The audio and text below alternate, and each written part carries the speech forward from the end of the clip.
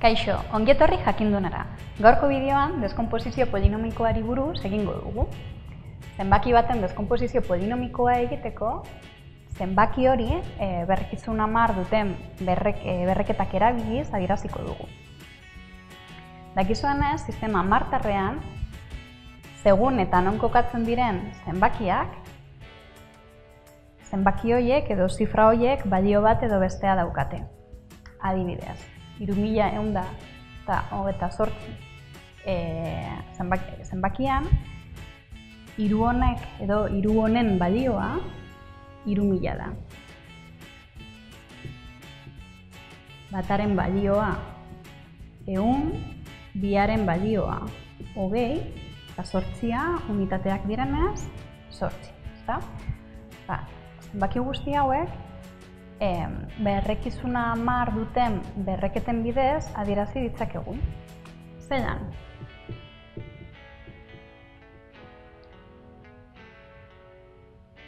Lehenengo zifra hartuz eta ondoren berrekizuna 10 duen berreketa bat idatziko dugu.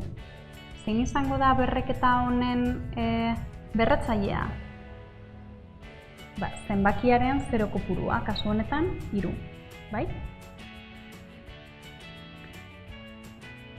100 halako forman jartzeko. Bata idazten dugu, lehenengo zenbakia idazten dugu, eta ondoren berrekizuna 10 eta berretzaile moduan 0 kopurua, kasu honetan 1 eta 2. 20 bia idatzi, berrekizuna 10 eta berretzaile moduan 0 kopuruan. Kasu honetan 1. Hau eta beste hau esatea, dakizuenez, gauza bera da. Azkenik 8. 8 idazten dugu, berrekizuna 10 eta berretzaile moduan 0 kopurua. Kasu honetan ez daukagu 0-rik, beraz, 10 ber 0. 10 ber 0-ren balioa 1 da, beraz hau, hoetan utzi dezakegu, bai? Orain, adierazpen guzti hauek erabiliko ditugu deskonposizio polinomikoa egiteko.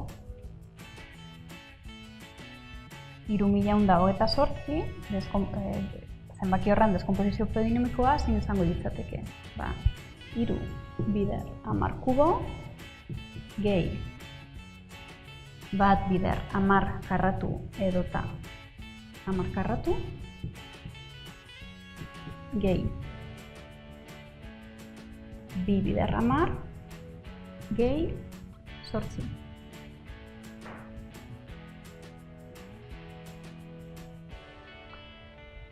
Deskonposizio polinomikoa zelan egiten den jakitea oso garrantzitsua izango da, besteak beste, notazio zientifikoa ulertzeko eta erabiltzeko.